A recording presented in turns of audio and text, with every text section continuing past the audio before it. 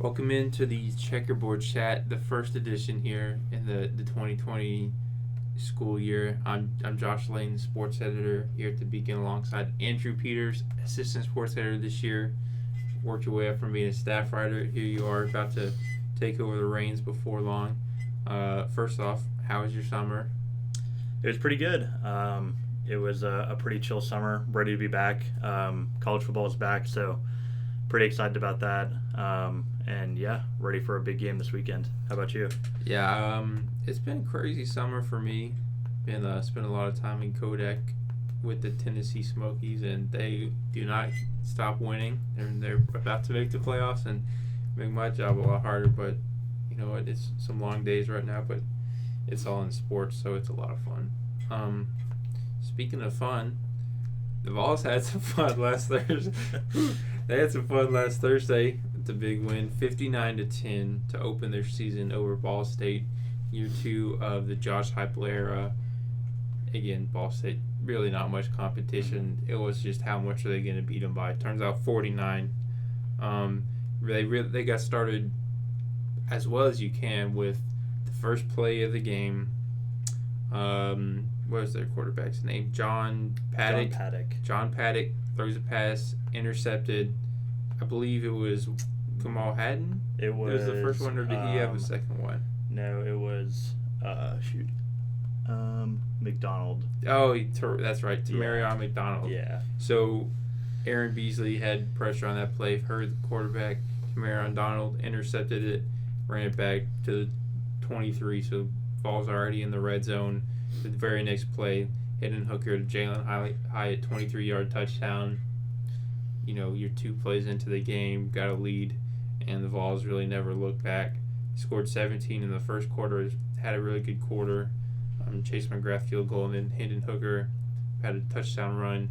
The second quarter, which was one that was, frankly bad for them last season. There was a lot of second quarter aggression. They actually outscored their first quarter with 3 touchdowns. Yeah. Kenyan Hooker had a second touchdown run. Just Jabari Small got in the end zone, and Walker Merrill caught a touchdown pass, 16-yarder there. So really no letdown in the second quarter. Those first two, that first half where your starters were in the whole time and playing well, they looked really good. The offense, didn't really look like it missed a beat. We can talk about it a bit more later, but Kenyan Hooker was spreading the ball around to his wide receivers. I think the final number, 10 different receivers caught a pass. Mm-hmm. Again, that's with Bayless Jones and Peyton. You still have Tillman here, but after him it was a bit of a question. But Jimmy Holiday looked really good. So did Ramo Keaton, Brew McCoy coming in his first game, he looked good. We can talk about them more, but second half, again, about midway through the third quarter, that's when the starters come out. I guess the most notable thing would be Joe Milton looked solid. He did a drive or two. He went 8 for 9, 113 yards, passing touchdown.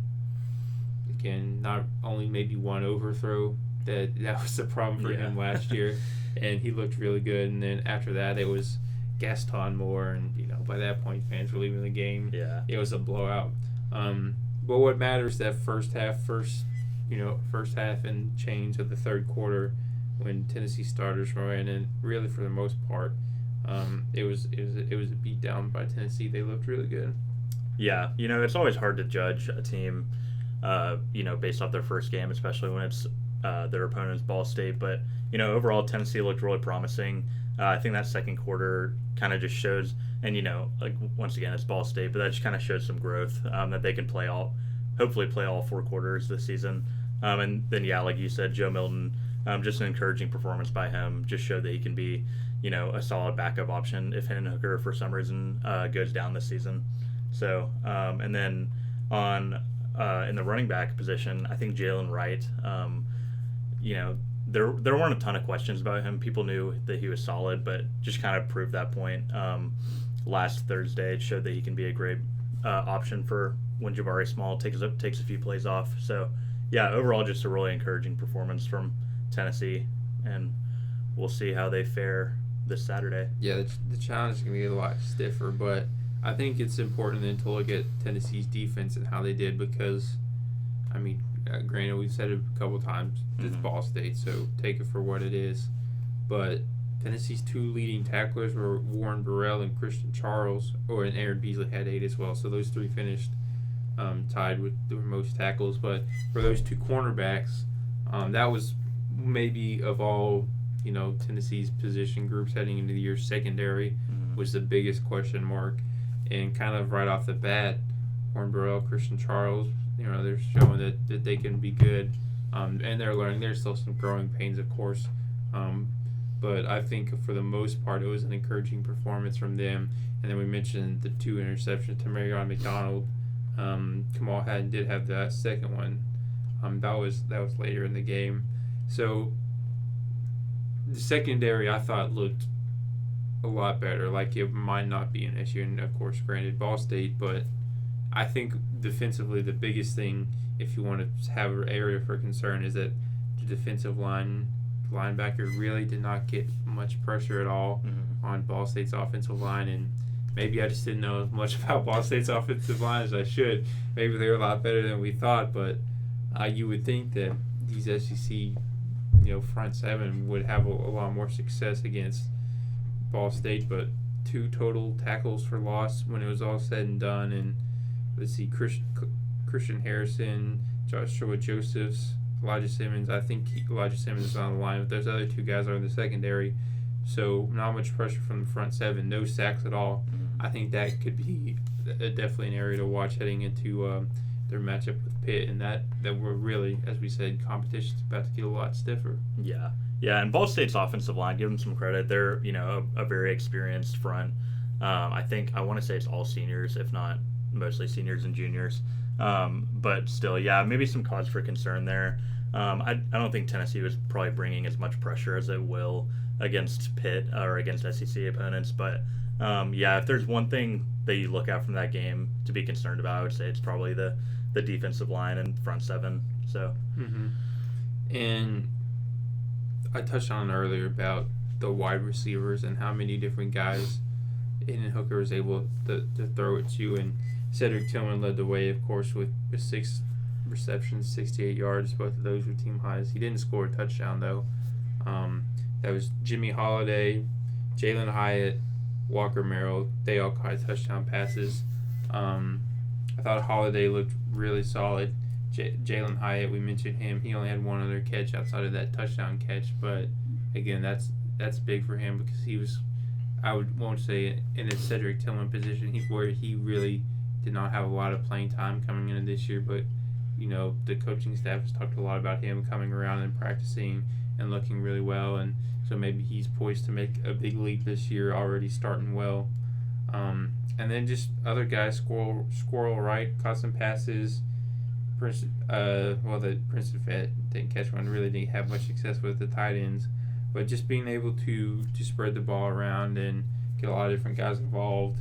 I mean, it's already a dynamic offense, and you got Cedric Tillman leading the way, but I think if they can have that many guys, and I don't know if we'll get 10 receivers catching a pass every game, but that sure makes them a lot deeper. Yeah, for sure.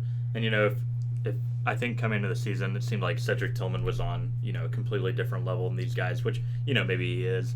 But I think that just the production from some of these guys, Jimmy Holiday especially, Ramel Keaton, Brew McCoy, I think just having that kind of depth kind of takes some pressure off Cedric Tillman.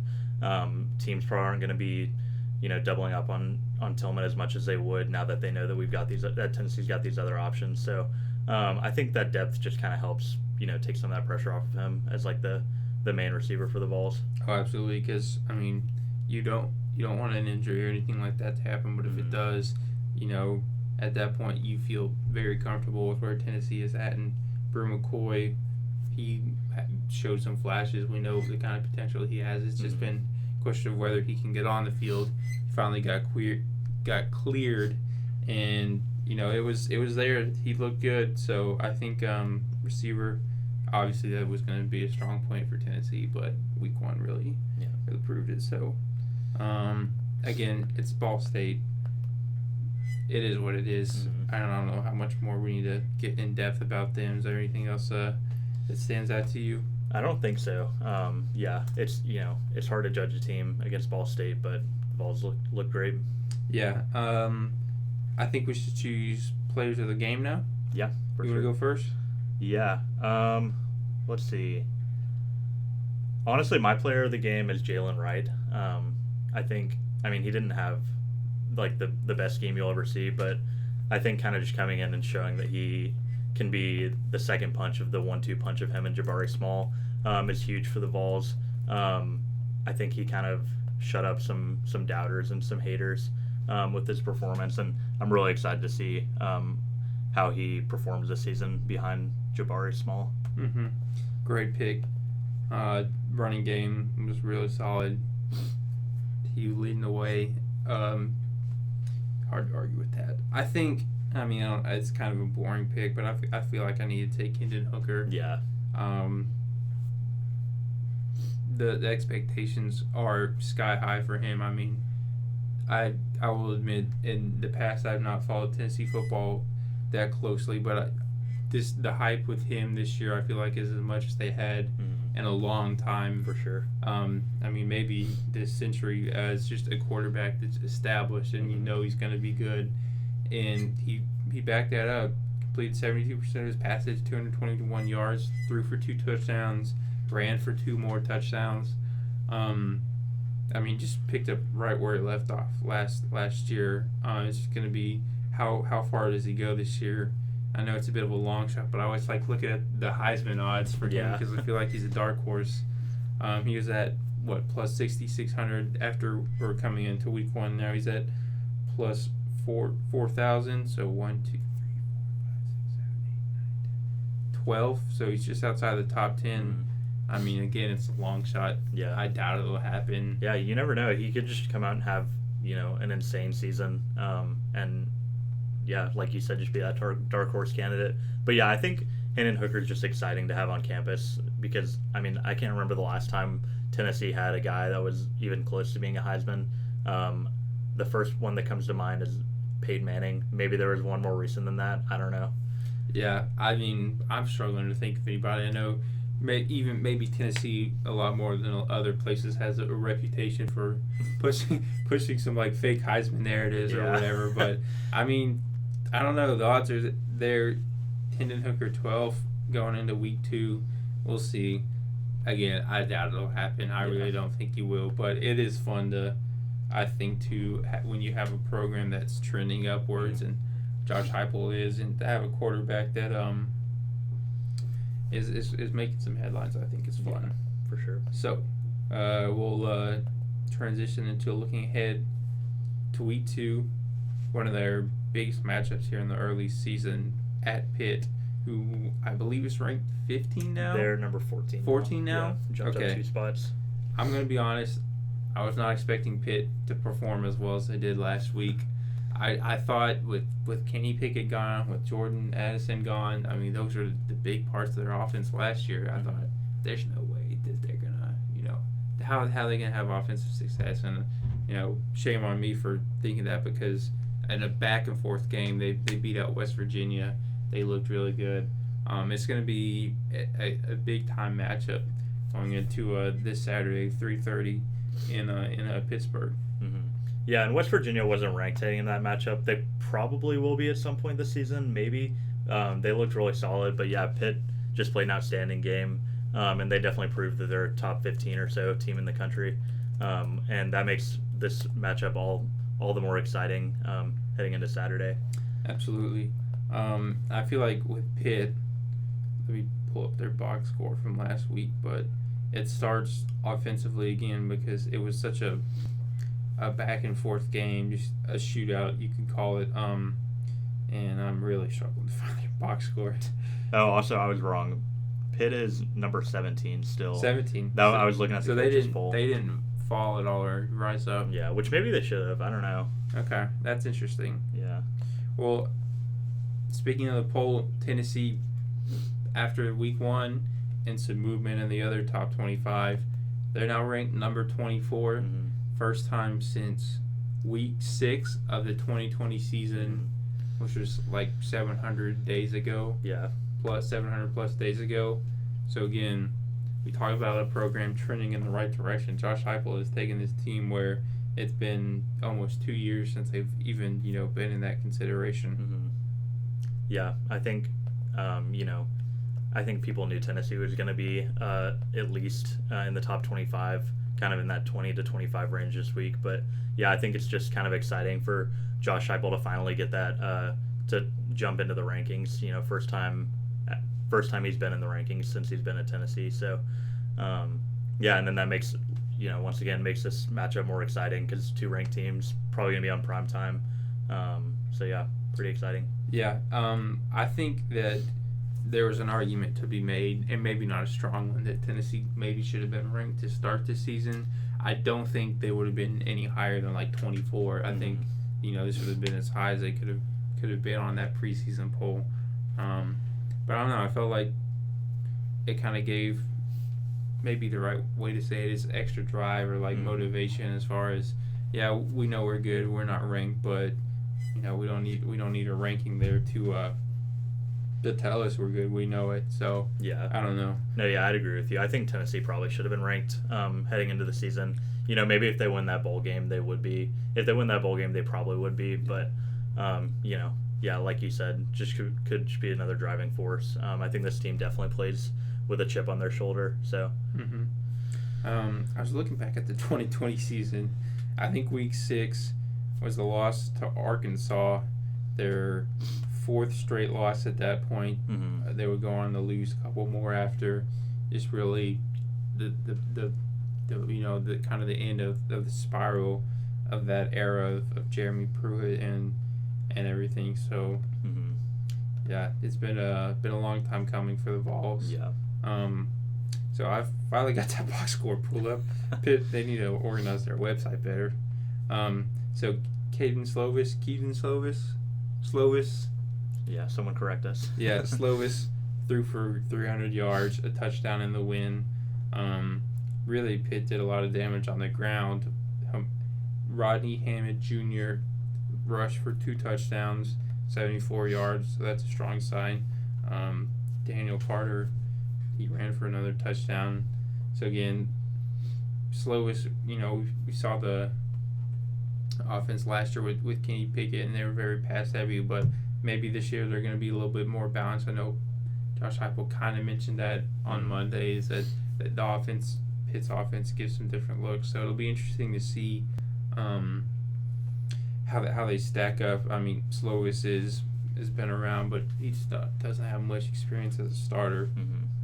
So again, it's just all kind of waiting to see what happens. They beat West Virginia, but as you said, they weren't ranked. But I thought West Virginia was going to be, was going to take it to them. But I don't know. It should be an interesting matchup. 2 really good offenses. I think 2 defenses that are probably better than they get credit for. Definitely. Pitt's is the stronger of the 2, so I think that gives them an advantage there. But it'll be kind of, as we said earlier, how does Tennessee's secondary look against Pitt? How does their defensive linebacker core, can they get any pressure and help them out? Yeah, I think the defensive line has a pretty good chance to prove that they're better than they maybe looked in week 1. Keaton Slovis got sacked 5 times against West Virginia. We didn't watch that game, obviously, because we were covering Tennessee, but I don't know if their offensive line is just really bad or if West Virginia's defensive line was just bringing the pressure, but yeah, it seems like that's just a good chance for them to prove that they can put pressure on the ball a little bit more than they did in week 1. And yeah, that could be a huge part of the game. Not allowing Keaton Slovis to get the ball out, not allowing running backs to pick up valuable yardage. So just an area to improve upon this week. Yeah, and if I remember correctly, last year's meeting, that was one. It was at Neyland Stadium. That was a really good game. Yeah. No one knew, or not many expected Pitt to be that good. It was really kind of the first signs of the year they were going to have. But Kenyan Hooker had a late interception in the 4th quarter that kind of sealed the game. There were some special team mishaps for the Vols. A touchdown got taken off the board on special teams. So just some mistakes like that. Obviously, Tennessee's going to have to cut down on that and play well special teams. They didn't really make a bunch of penalties in the opener, 6 for 48 yards. So that's not bad at all. Yeah. I mean, I feel if they can do that and take care of the football, they had one turnover in the opener. Yeah. But so if they can limit that, play clean, fundamental football without penalties, I mean, they have a shot. I don't know. Their offense is so good. You can't really take them out of many games. Mm-hmm. Yeah, and we'll also see how Pitt's defense can perform against Tennessee's lightning offense. They were fast last year. They look even faster this year. And yeah, I'm curious if that definitely threw Ball State off a lot. Ball State had a lot of little penalties that added up to a lot of yardage. So that could be a point for Pitt to focus in on, and could be a huge benefit to Tennessee if they're not able to keep up as much as other teams can. Absolutely. That'll be something to watch. Whew, I'm struggling right now. First one of the year, get all the rust out. It'll all be something we're watching for. As we're winding down, I think we just need to make some quick season predictions here. Since we didn't do that before. I'll just let you jump into it. Prediction for the year. Yeah. Let me pull up Tennessee's schedule, and we can quickly go through just kind of game by game if you think we have time for that. Yeah. So after Pitt, they have the Vols will play Akron at home. Should be a win. I don't know anything about Akron, but I'm pretty sure I know that they're not good. Yeah. So it'll be Akron, and then Florida, and that one's going to be interesting now because I think we both had, and I think if I'm remembering right, we both had Tennessee would beat Florida like before the year. Yeah. But Florida looked really good in their win. They did. Yeah. And that I definitely think they're changes ranked things. like number 12 now. They're high up there. Yeah. What? That was crazy. They made the biggest jump ever. Yeah. So I mean that's crazy that Florida made that jump. Yeah. But that's going to be to 12. a really interesting match at Neyland Stadium, and I will say I'm a lot less confident right now that the Vols are going to beat that streak and beat Florida home. Yeah. But we'll see. Then it'll be LSU at the road the next week. That's a challenging one. Yeah. That's looking more and more like a win. Because they did not look good. Yeah. And it seems like that team's maybe falling apart a little bit. Yeah, right in week one. And I mean that video of Brian Kelly like snapping at a reporter, that is not what you want. Yeah. And after week one of a new coaching era. Yeah. So things are not looking good in LSU's locker room. Already have one of their top players transferring, so we'll see how that goes. Yeah, so that's an interesting one because at LSU you can't ever count that out. Then it'll be at home versus Alabama. Probably a loss. I don't think Tennessee's there yet. Yeah, I don't. As much as Tennessee fans want to have hope that this will be the year that they pull it off, it's I don't think it is. Alabama looked great in week one. They were obviously playing I think like Utah State or something, but Tennessee is looking a lot better. They're still not at the point where they're going to beat Alabama. Yeah, maybe it'll be competitive like it was last year. But I don't think they're there yet. Then UT Martin at home for homecoming should be a win. Yeah. Kentucky at home, another interesting one. Definitely. I think we both agree that Kentucky is probably going to get killed by Florida this week. Yeah. So that'll be interesting to see where they are. Tennessee, of course, beat Kentucky and Lexington last year. Then the next week they go on the road to Georgia. Again, one of the other, in quotes, guaranteed losses. Yeah. I just don't think they're there yet to beat Georgia. Yeah, that's another one. Every year Tennessee fans go into this game and they're like, we can win this one. This isn't the year for that. I mean, we saw how Georgia played in week one, and granted it was against Oregon, who maybe shouldn't even be in the top 25, but still, it's not happening this year. Yeah, and then Mizzou the next week, which is the final home game of the year. I feel like it's kind of early. Yeah. In the second week of November, but again, I think Tennessee's a favorite there, and then South Carolina and Vanderbilt on the road to close the season. Vanderbilt, maybe that's a tough one now. I don't know. Vanderbilt's won a couple games to start the year. Yeah, definitely. South Carolina is interesting. Before week one, I thought that this game was more of a toss-up. Now I'm kind of thinking Tennessee is more of a favorite in this one. South Carolina, definitely some improvement from last year. Still maybe not at Tennessee's level. Spencer Rattler looks like he has a lot of work to do. 2 interceptions in week 1, just not great. But it still could be a toss-up, especially playing at South Carolina. But Vanderbilt as well. I think that is a win. Vanderbilt is 2-0. Give them some credit. But I don't know. I don't know. We might run into Vanderbilt at the end of going for a perfect season bid in the playoffs right now. Yeah. Oh man. So as we wrap up, quick, I guess final record prediction. How do you think the Vols fare this year? I think they get out of the season with 9 wins. Okay. I think they lose one of Pitt, Florida, and LSU. Out of those 3 games, I don't think they walk away unscathed. I think most likely Florida or Pitt is the loss. But, if they win this game on Saturday, I think that gives them a lot of momentum heading into Florida at home. But yeah, I just don't think that's a tough stretch. I can't see Tennessee getting out of that undefeated. So, and then Alabama and Georgia are obviously the other 2 losses. Yeah, I think I would have agreed with you before week 1 about 9 wins, but now after Pitt, I'm not sure that the Vols are going to go on the road and beat Pitt. Yeah. So I think that's a loss for Tennessee. Obviously, Alabama and Georgia, 2 more. I don't know. I still have like a gut feeling that maybe this is the year, and maybe it's just because of my bold prediction before, and I don't want to let it go about Florida. But I'm not as worried about LSU now, but something about Florida, I don't know. I don't know if they're there yet. And then Kentucky's giving me bad vibes at home. I don't know why. Like, maybe that should be one that by the time we get to the end of October, maybe the Vols should be favorite and it should be a problem. But I don't know about that yet. So I'm feeling 8-4, which is still an improvement from last year. 1 more win. And I feel like as long as you win 1 more than you did last year, and that's obviously progress for Josh Heupel. So I definitely think Tennessee fans can and should be satisfied with 8 wins. Still a really young program under Josh Heupel, and as long as they show some improvement, I think that's you can count as a successful season. Get in there and win a bowl game, maybe the Tax Slayer Bowl or whatever it's called now. I feel like Tennessee always plays in that one. Bowl.